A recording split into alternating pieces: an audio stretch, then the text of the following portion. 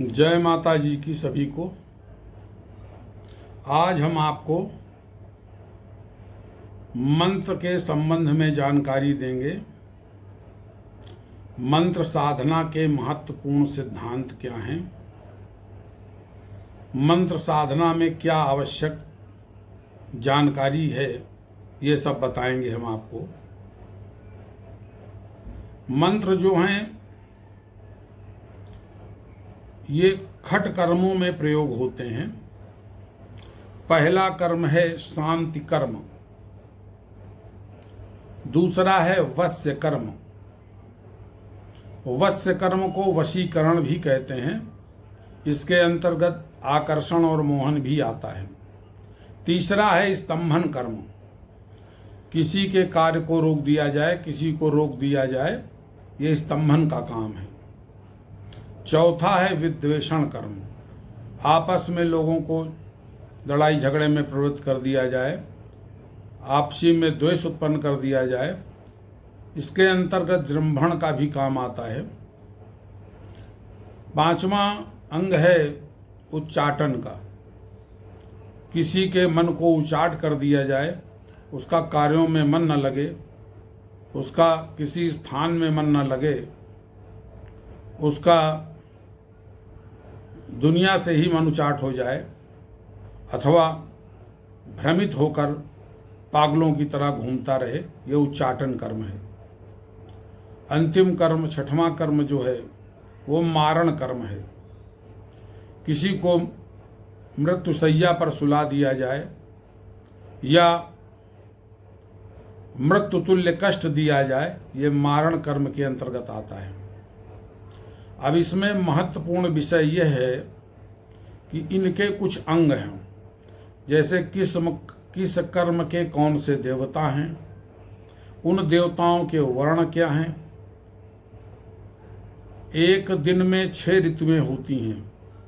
यहाँ ऋतु से मतलब है एक दिन के अंतर्गत जितनी ऋतुएं हुई, तो उस किस ऋतु में कौन सा कार्य करना है, किस दिशा में बैठकर कौन सा कर्म करना है, किस दिन और किस तिथि को कौन सा कर्म किया जाए कि सफलता मिले, आपका आसन क्या होना चाहिए, आपका बिछौना क्या होना चाहिए, आपका विन्यास क्या है, किस कर्म के लिए कौन सा विन्यास किया जाए, मंत्र के अंतर्गत किन दूसरे मंत्रों का आपस में मेलन किया जाए, ये विन्यास कहलाता है।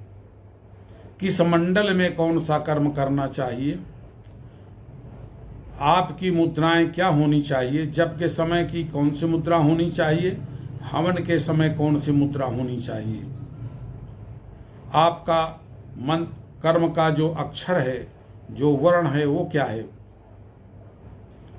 भूतोदय, किस भूतोदय में कौन सा कर्म किया जाए। भूतोदय का मतलब है श्वास प्रश्वास द्वारा कौन सा तत्व जागृत होता है, उसमें कौन सा कर्म किया जाए कि सफलता मिले। भूतोदय से जानकारी प्राप्त होती है। समिधा आपकी क्या होनी चाहिए, हवन कुंड में जो लकड़ी जलाई जाएगी वो कौन सी होनी चाहिए, आपके जप का माला क्या होना चाहिए, माला कौन सी होनी चाहिए, आपके हवन में अग्नि कौन सी होनी चाहिए, उसका मुख कौन सा होना चाहिए,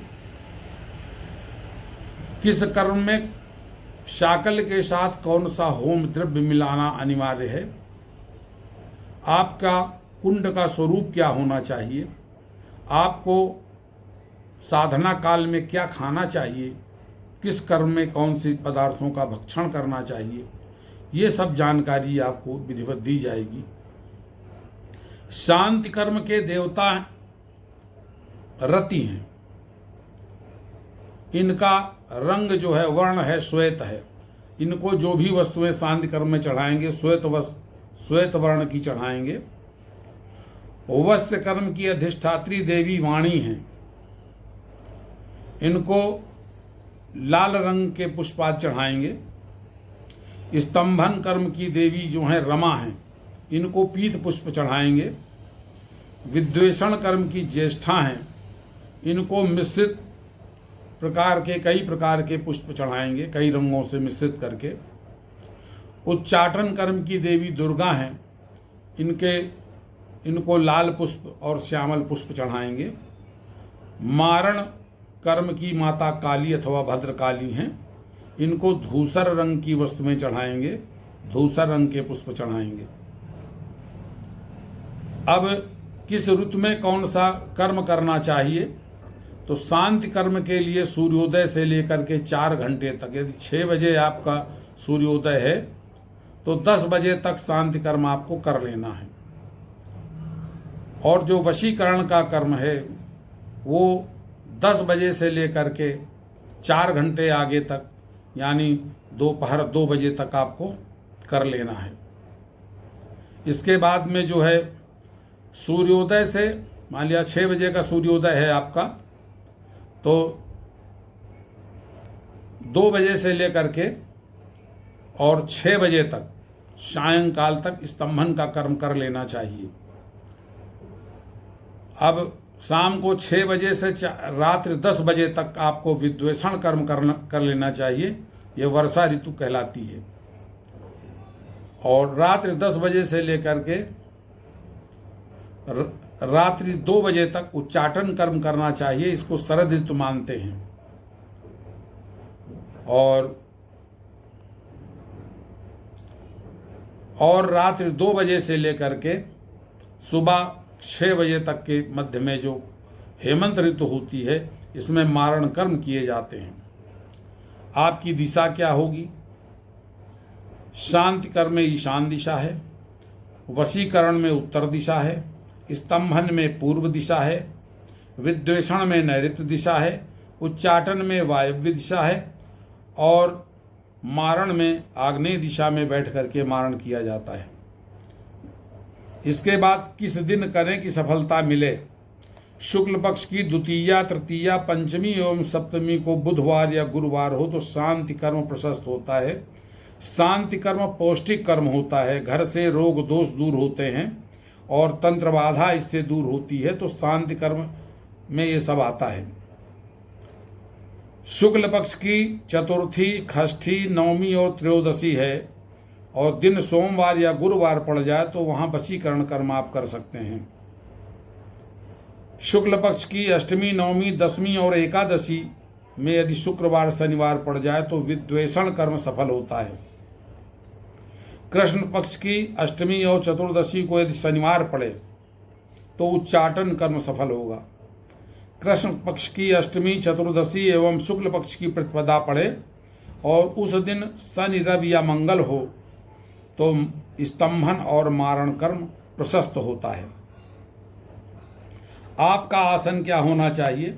शांति कर्म में पद्मासन लगाकर बैठ सकते हैं अथवा पालथी मारकर बैठ सकते हैं। और बिछाने वाला जो आसन है वो कुशा का हो सकता है, लाल ऊन का आसन हो सकता है। वशीकरण में स्वस्तिका आसन लगाकर आपको बैठना है। स्लेटी रंग का ऊनी आसन होना चाहिए। स्तंभन कर्म में विकटासन होता है। धूसर रंग ऊनी आसन होना चाहिए।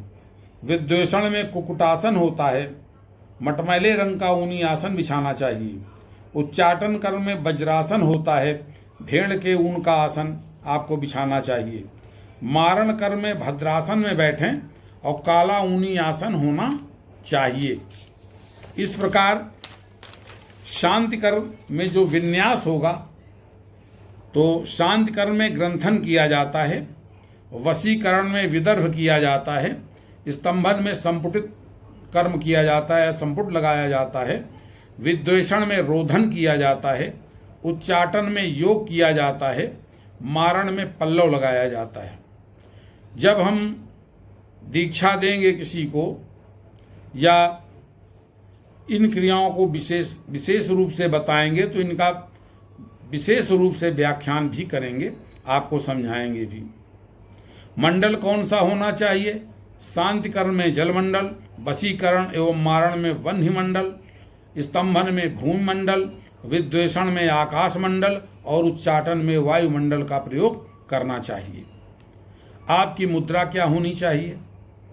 हाथ से उंगलियों से विशेष रूप से जो मुद्रा बनाई जाती है और जप के समय शांति कर्म में पद्म मुद्रा, वशीकरण में पाश मुद्रा, स्तंभन में गदा मुद्रा, विद्वेषण में मुसल मुद्रा, उच्चाटन में वज्र मुद्रा, मारण में खड्ग मुद्रा होनी चाहिए।